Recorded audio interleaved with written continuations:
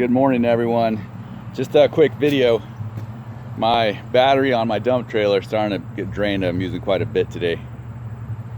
I have this quick connect set up for my truck where I can go ahead and put jumper cables front or back.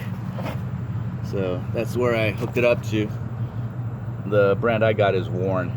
So got a 24-foot cable goes all the way under the truck, and I go ahead and connect it to my battery under the hood.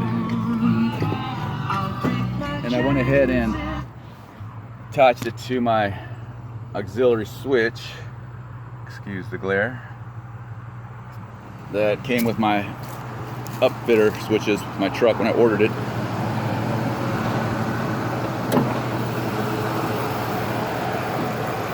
So here's where it connects, and it has a solenoid right there for the switch to turn it on. You can see that.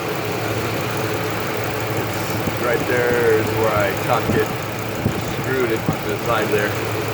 And I also have a quick connect for the front that I use for my winch. So I got front and back, so my winch can actually come off in case I need to put it front or back. Very happy with both the setup and the winch.